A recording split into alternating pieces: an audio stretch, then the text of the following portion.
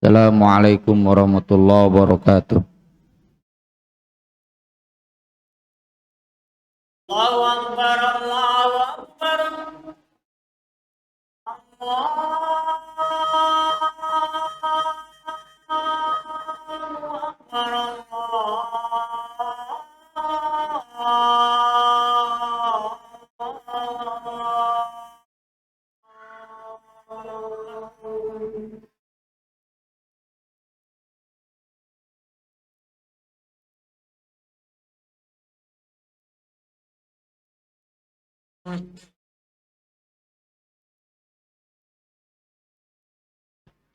Innal hamdalillah nahmaduhu wa nasta'inuhu wa nastaghfiruh wa na'udzu billahi min syururi anfusina wa min sayyiati a'malina.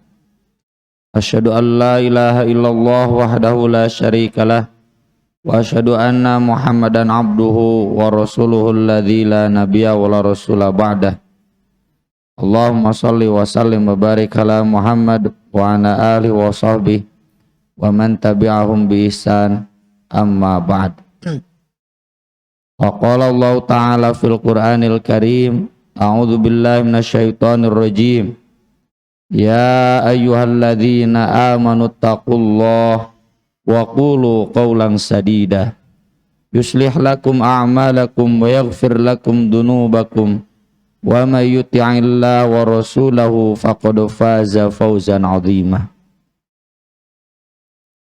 Sebagai agama yang sempurna, Islam tidak hanya mengatur masalah ibadah, sholat, zakat, saum, haji, tapi juga mengatur bagaimana akhlak hidup bermasyarakat. Salah satu di antaranya yang masih gagap dilakukan oleh kita bahkan sebagai jamaah masjid adalah dalam masalah akhlak, bagaimana menerima, menyaring, dan menyebarkan informasi. Hari ini di zaman manusia sudah mudah mengakses informasi, mudah juga menyebarkannya, seakan-akan semuanya menjadi bebas. Tidak ada aturan, tidak ada norma, tidak ada panduan akhlaknya. Al-Quran sendiri sudah sangat tegas. Di dalam Quran surat Al-Hujurat mengingatkan, in ja'akum fasikum binaba'in fatabayyanu. Ketika kita mendapatkan berita dari seseorang yang tidak jelas, atau berita itu sendiri kita belum tahu sumbernya dari mana, awalnya bagaimana, maka itu harus distatuskan sebagai fasik. Meski mungkin orang itu jamaah masjid, ustadz, haji, statusnya fasik. Apa fasik di sini? Yang tidak mengamalkan fatabayyanu. Maka kita yang melakukan fatabayyanu, teliti, saring berita yang kita dapatkan. Kenapa? Antusibu qauman bijalah fatusbihu ala ma fa'altum nadimin. Karena nanti kita bisa menimpakan sesuatu yang jelek kepada orang lain dengan dalih tidak tahu. Memang semua dosa yang disebabkan tidak tahu tidak akan dicatat dosa, tapi yang ini mah dicatat dosa. Kenapa? Karena sudah dikasih panduan.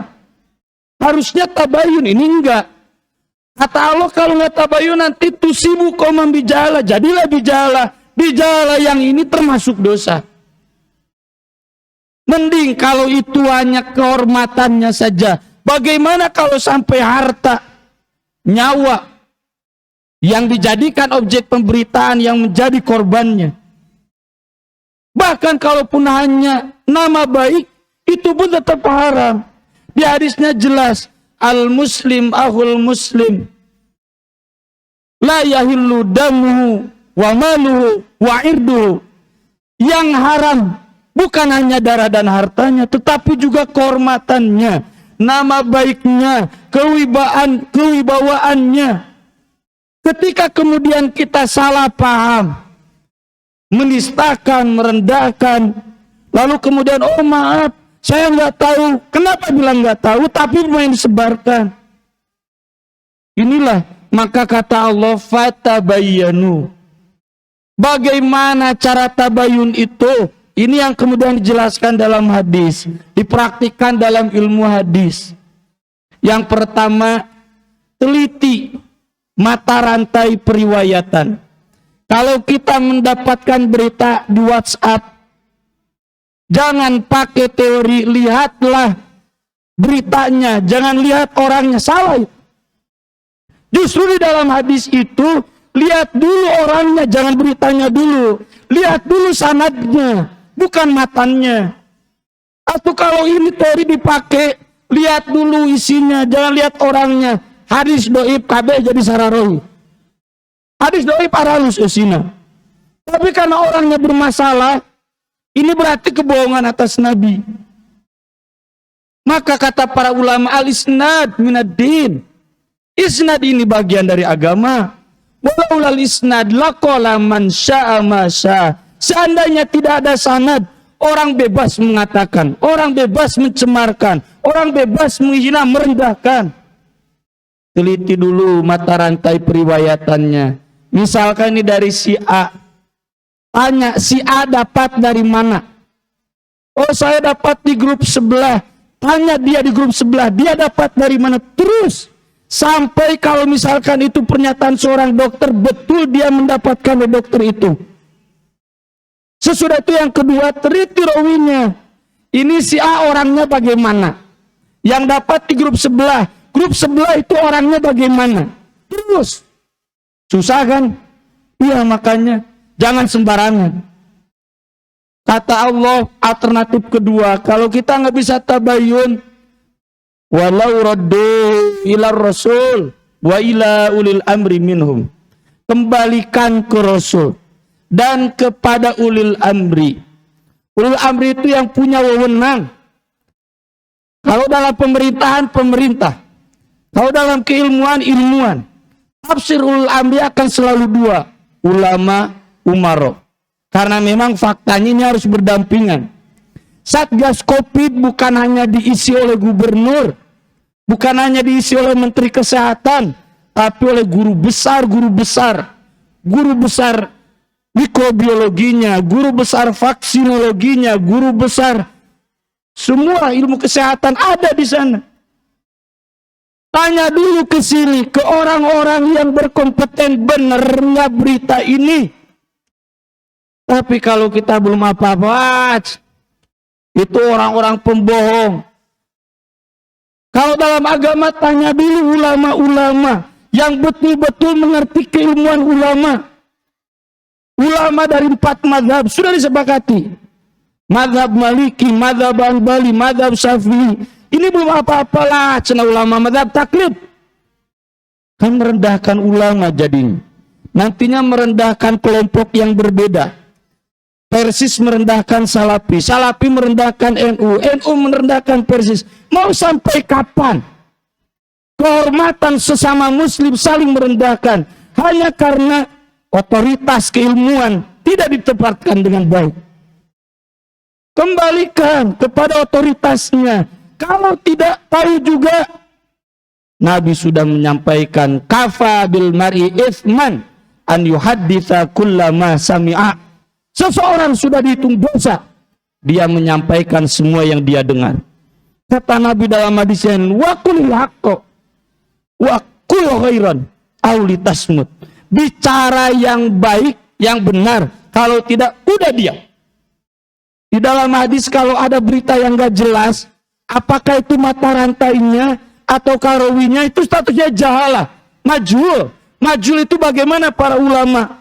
Mauquf, pertahankan, diam, jangan disebarkan. Sampai kemudian kita mendapatkan kejelasan sejelas-jelasnya bahwa ini betul seperti itu adanya. Sungguh sangat miris. Kita merasakan sendiri, terutama dalam tema vaksin yang hari ini kita lihat ada perguruan tinggi baru. Saya dapat postingan dari Dr. Hari Rayadi. Sekarang ada perguruan tinggi baru namanya WhatsApp University, perguruan tinggi WhatsApp, yang statusnya lebih besar daripada fakultas kedokteran di Unpad, fakultas kedokteran di UI. Kenapa? Masyarakat lebih percaya WhatsApp University dibanding guru-guru besar yang sudah jelas keilmuannya. Apa sebabnya? Karena tadi kita abai mengamalkan yang namanya fatabayyanu. Padahal Nabi sudah mengancam kafa bil mati ifman, itu sudah termasuk dosa. Semua yang kita dapat sebar, semua yang kita dapat sebar. Padahal kewajibannya harus tabayyun. Naudzubillah min dzalik. Barakallahu li wa lakum.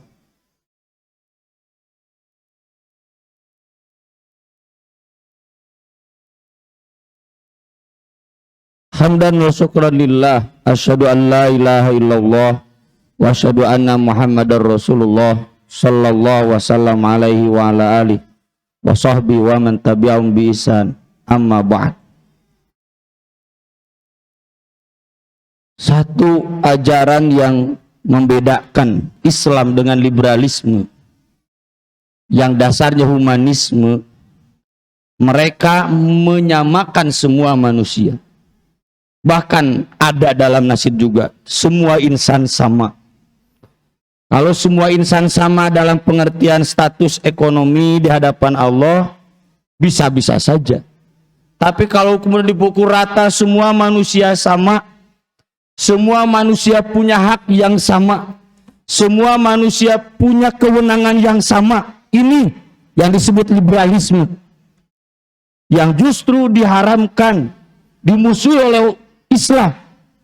Dalam berbagai ayatnya selalu Allah menyatakan harus dibedakan manusia itu, jangan disamakan.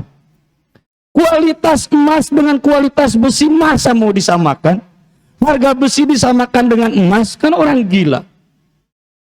Allah mengingatkan dalam surat Az-Zumar, "Qul hal yastawil ladzina ya'lamun wal ladzina la ya'lamun."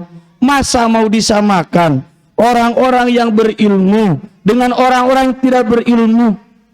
Orang-orang yang berilmu ini hafal Quran 30 juz, hafal hadis 9 kitab hadis dengan rawinya, mau disamakan dengan mubalik kemarin sore Quran teapal, hadis teapal, kemudian status fatwanya mau disamakan. Masa yang begini mau diperlakukan demikian? Wa ma yatadzakaru illa ulul albab. Tidak ada yang bisa membedakan yang begini kecuali orang-orang yang cerdas. Kalau kita nggak bisa membedakan, semuanya sama, semua ilmuwan sama, semua ulama sama, orang bodoh kata Nabi, kata Allah. Yang namanya ilmuwan pun itu ada kadar-kadarnya dalam ilmu hadis. Ada fikoh, ada fikoh saja, ada soduk, kemudian ada solih, terus tingkat-tingkat. Tidak setiap ada rawi kemudian hadisnya harus diterima. Lihat dulu menurut ulama-ulama jarah ta'dil ini kualitasnya seperti apa. Kenapa para ulama menerapkan seperti itu?